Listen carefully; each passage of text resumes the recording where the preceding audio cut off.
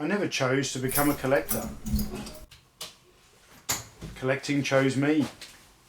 At the end of the day, he who dies with the most toys wins.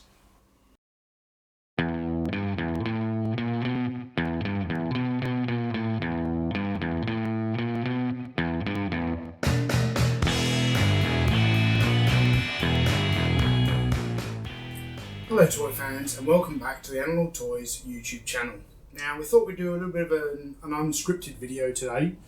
The channel's been running for, well, I've had the channel for several years, but originally all I had on the channel was the trailer for my documentary feature film, The Story of Action Man. And the channel was only used simply to promote that movie trailer and that documentary. So about 6 months or so ago, I decided to start a vintage toy YouTube channel where I was reviewing vintage toys, doing restoration tips, all that kind of thing. So after about 6 months of having the YouTube channel, we're going very well, I thought it would be a good time to introduce myself and explain a little bit about my history and how I got into toy collecting. So a little bit about myself. My name's Tony Roberts, and I currently live in the far northwest of Australia, in a town called Port Hedland, and I work in the iron ore mining industry where we ship iron ore to China. But I grew up on the south coast of England where I lived from when I was born up until the age of 11. And at the age of 11 my family emigrated to Australia. When I left high school, I had a passion to go into the military, which I did, and after a few years in the Australian Army, I ended up back in Britain, where I enlisted in the British Army following September 11. Spent a lot of time out in the Middle East, particularly Iraq. But today I work as a mechanical fitter, like I said, at an iron ore port here in northwestern Australia. Now, I was born in the late 70s, but my big passion was Action Man. Now, Action Man was around in the late 70s, but I wouldn't say it was the most popular toy going, simply because Star Wars had just come out, and it seemed to be each year and each movie that followed, Star Wars got this bigger and bigger phenomenon. And as much as Action Man was my favourite, all my friends, all the kids in my street, for them it was all Star Wars. Star Wars toys were the number one thing. I think one of the reasons that Action Man resonated with me so much was I'd always had this passion for the military. Obviously, I ended up going into the army later on in life. But also, I was lucky enough, I had an older brother who was born in 1971 and a young uncle who was born in 1965. And growing up as a kid, I not only got new Action Men on Christmases and birthdays, but I was lucky enough to be handed down my brother's Action Men from the early 70s and my uncle's Action Men from the 1960s, which is why in today's sort of collecting circles, people are quite surprised to see someone of my age, actively collecting the 1960s painted head Action Man figures. So Action Man was my real passion as a child, and it stayed that way.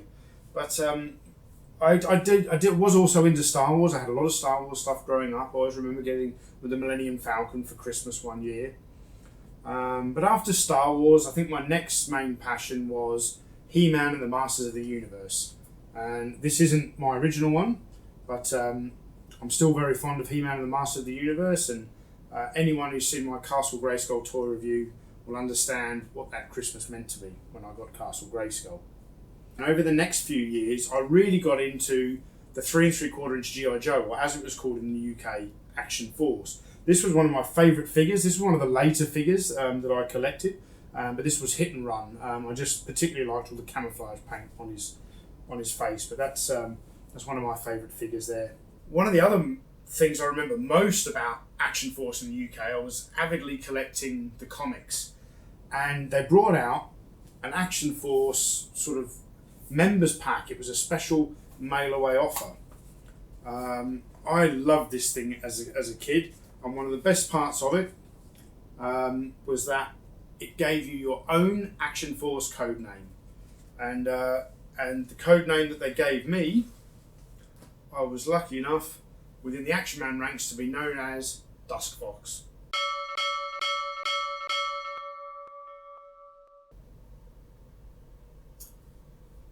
So as the 80s played out and I started moving on from Action Force, the next thing I then got into was Coleco's Rambo. Now, I adored the Rambo toys. Today, I just don't get it. They don't seem to be that popular to collect.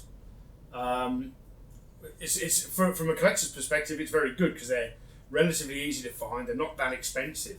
But I just don't understand why other people don't collect them. I think the toys are absolutely fantastic. But I may be a little bit biased because I was an enormous Rambo fan as a kid. I absolutely loved it. And it's probably the Rambo movies that made me, when I joined the army, want to go not just to be a basic soldier, but want to become special forces. And it was Rambo that inspired that. Now, how I got into collecting as an adult, I can remember being a very young kid growing up in Worthing on the south coast of England, and we had every town in England had its local toy shop, and for us in Worthing, it was Gamley's, just behind British Home Stores. I can remember as a child going into Gamley's with my dad, hoping that I could use my pocket money or my birthday money to buy myself a new Action Man outfit, something along the lines of the Parachute Regiment, because I loved that outfit as a kid. But I can remember going in to the Gamley's toy shop as a child, where I would be seeking out the latest Action Man item, and my dad would actually be collecting packs of Britain's soldiers. And little did I know that my father was I did know very well at the time, but my dad, he collected lead soldiers. He collected the soldiers that he had when he was a kid. For him, it was a bit of nostalgia, and so from the age of 4, 5, 6 years old, I would go to Gamley's toy shop and I would get an Action Man outfit, and my dad would get the latest set of lead soldiers made by Britons, and he would come home and I would play with my Action Man toys on the ground, and my dad would take his new Britain soldiers and he would put them in a glass cabinet in the living room. So I think from a very early age, it was sort of instilled in me that, what collecting was all about, that I would become a collector when I was older. I didn't really have a choice. I don't believe in the matter. I became a collector inspired by my father. So at the age of 11, my family emigrated to Australia. It's quite an expensive move. My parents tried to get me to sell all of my toys at a garage sale, all of them. But I remember being extremely stubborn and demanding that I would not sell my Action Man toys. Everything else could go, as much as I loved it all. So I think most of the He-Man stuff actually went to my cousin Shane, my younger cousin. But all the Star Wars stuff was sold, for 10p a figure, that kind of thing. I wish I hadn't done that now. But all the Star Wars was sold, all the Action Force was sold, all the Rambo was sold. But I wanted to hang on to my Action Man figures, just like my dad had hung on to his lead soldiers from his childhood. So we emigrated to Australia, like I said, at the age of 11, and all my Action Man toys came with me. But then I was hitting that age where I was going into high school, starting to get interested in girls, and very quickly moving away from playing with toys.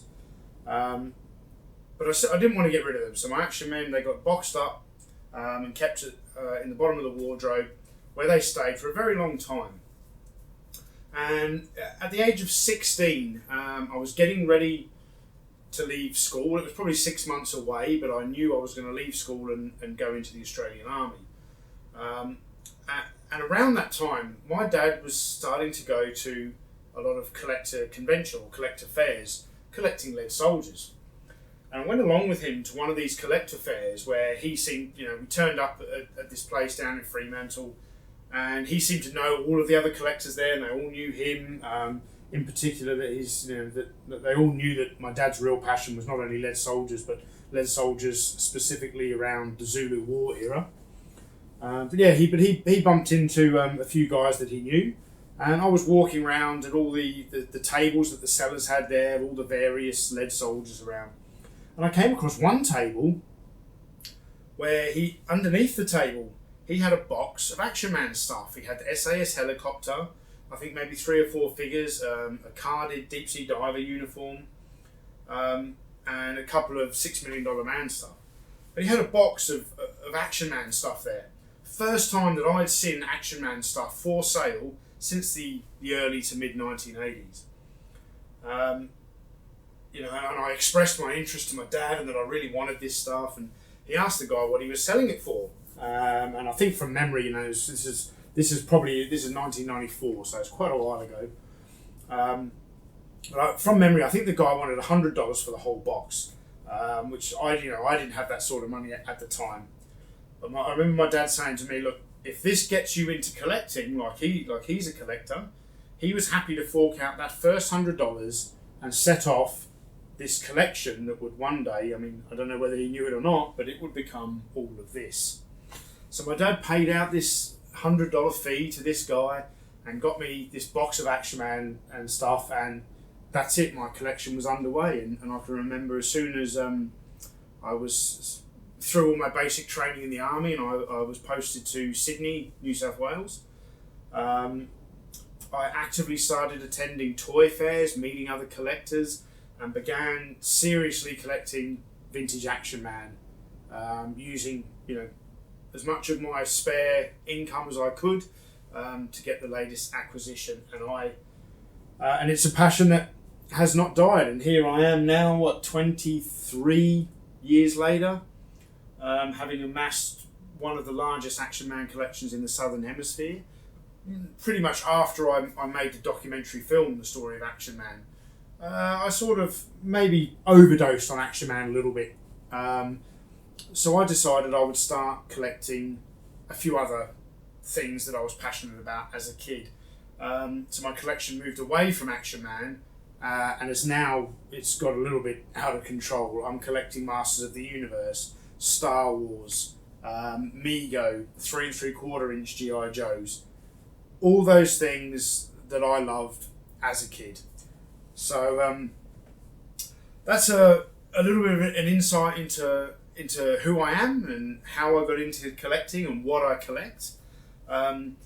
Please, if you're liking my videos, please share them around on your social media pages. I mean, I love making the videos as much as you guys seem to like watching them. But the best way for my channel to grow is through word of mouth. I don't advertise too much. I just hope that people, you know, are searching for the particular topic, you know, be it Galoob's A-Team or whatever. They find my video and they enjoy it. But if you want to see more videos, I need to get the word out there. So please spread them around, share them on your social media pages, hit like buttons, and please leave me comments. Leave comments on my videos and suggest other toy reviews or special features that you think you would like to see and that I could make for you. So it's 6 months into the channel. I'm thoroughly enjoying it. I thank you all for your support, and I look forward to seeing you again very soon.